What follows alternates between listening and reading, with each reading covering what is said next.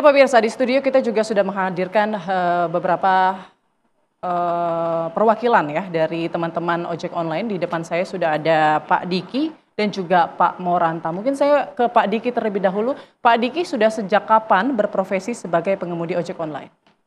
Kurang lebih ya tahun 2016 awal.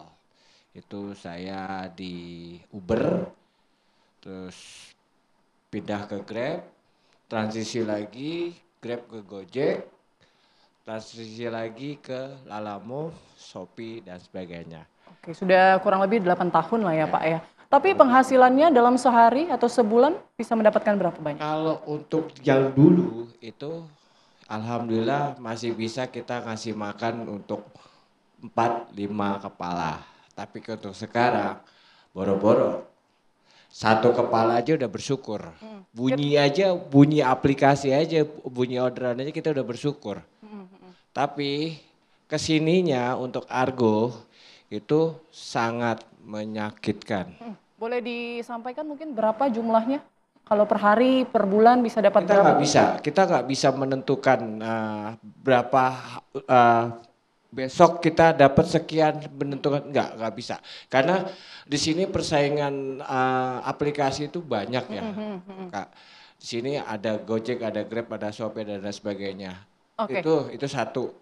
Kedua, kita driver banyak, orderan sedikit.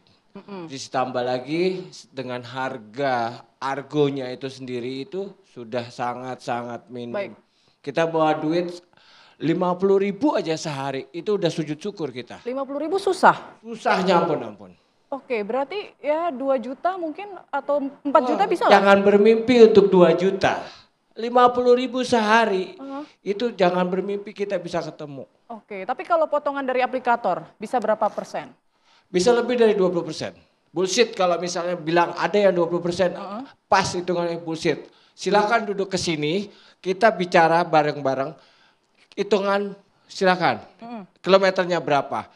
Rata-rata itu di bawah standar.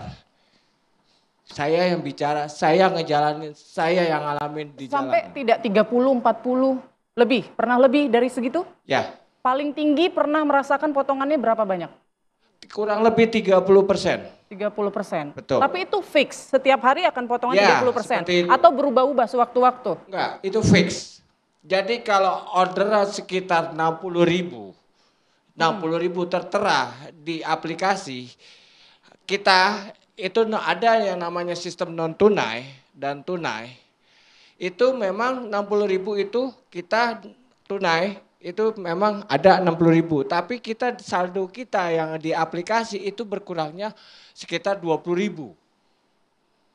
Kita terima bersih 60.000 tapi kita punya tabungan di dompet tunai itu bisa terpotong 20.000. 20.000 dari 60 bisa 30% lebih Ya betul, bisa lebih. Kalau dapat kita non tunai, kita tertulis 60.000, kita terima hanya 40.000. Kalau sehari Pak bisa berapa trip? Tergantung. Paling banyak? Paling banyak itu banter 7 atau 8. 7 itu atau 8. Kita Jarak dekat dari Jakarta sampai Serang pernah, Cikampek sampai ke Cikarang. Itu nggak bisa, itu Bapak milih atau memang random? Itu sudah memang sudah aplikasi yang bunyi. Jadi kita nggak bisa milih, ini kita harga sekian, enggak gini. Bersyukur akun kita bunyi, itu aja untuk sekarang. Oke, tapi pernah diajak mungkin ngobrol sama aplikator soal penentuan potongan ini? Hujan berkelir seminggu kalau aplikator mau duduk bareng di sini. Jadi memang itu juga yang diharapkan ya dari para pengemudi? Diharapkan. Kita hitung-hitungan aja deh untuk Argo. Siapa ya, silakan aplikator siapa aja yang mau bendera hijau kayak orange kayak apa, silakan duduk di sini. Kita hitungan bareng di sini.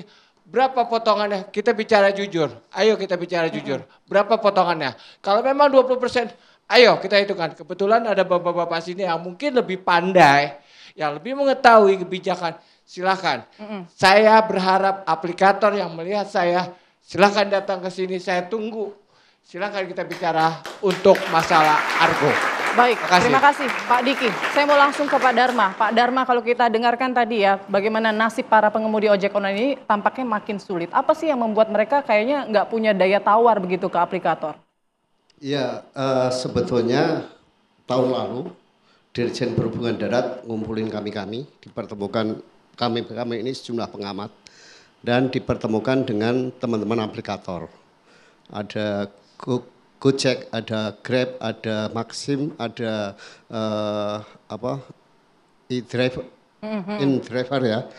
Nah, waktu itu saya jujur sampai mengambil pepatah hak yang keras bahwa kalau Anda tidak menurunkan ini, Anda itu memakan keringat para aplikator, itu dosa. Sampai saya bilang begitu.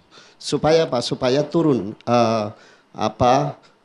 potongannya. Karena waktu itu yang menjadi problem itu sebetulnya soal potongan. Jadi sebetulnya kalau saya melihat persoalannya itu bukan soal legalitas. Karena kalau soal legalitas sudah ada PM 12 2019 yang menjadi payung hukum dari ojol ini. Tapi yang menjadi persoalan itu adalah sejak 2018 pendapatan para ojol itu makin menurun. Itu ya. Nah, ini sebetulnya ada studi ke kawan-kawan dari LIPS. LIPS itu lembaga informasi perburuan sedane di Bogor ya, yang mendampingi teman-teman ojol. Itu membuktikan tingkat atau jam kerja ojol ini semakin panjang, tetapi tingkat kesejahteraannya itu menurun. Melebihi standar kerja termasuk yang ada di pabrik dan sebagainya itu. Jadi itu yang menjadi persoalan sekarang ini. Jadi katakanlah misalnya sekarang akan dipayungi dalam undang-undang ya, katakanlah itu dirasa PM belum cukup, peraturan menteri belum cukup, lalu dipayungi undang-undang. Selama aplikatornya itu tidak mengubah sikapnya itu menurunkan potongan, lalu mengurangi promosi-promosi, itu selamanya teman-teman akan mengalami begini. Jadi regulasi atau legalitas itu sebetulnya bukan persoalan utama mereka. Yang mereka hadapi adalah menurunnya tingkat kesejahteraan mereka. Gitu. Dan itu terjadi di semua daerah gitu, karena kebetulan saya melakukan survei ya tahun 2018 dan kecenderungannya, dan tiap hari kan saya kalau naik pasti saya tanya bagaimana hari ini mengangkut berapa orang dan sebagainya. Kebetulan Pak siapa tadi itu Pak Diki itu mungkin ketemu akun anyep istilahnya. Jadi akun anyep itu ya akun yang sepi. Nah itu biasanya orang-orang yang kritis seperti ini memang akan dicap, akan dicap dan akan kotak-kotakan. Ya. Jadi kalau ada yang sehari 30 itu sebetulnya dalam tanda petik binaan dari operator, aplikator. Jadi kayak ada prioritas pengemudi begitu ya?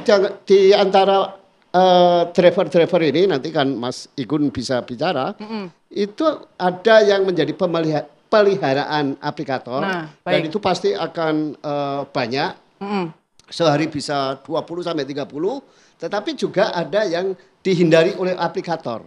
Mungkin Pak Diki termasuk yang dihindari sehingga pendapatannya itu kecil. Ya, menarik ya. Apakah memang ada indikasi begitu ada akun-akun ojol yang kemudian diprioritaskan dalam bisnis ini? Nanti mungkin dijawab ya Pak Igun usai jeda berikut, kami akan kembali sesaat lagi.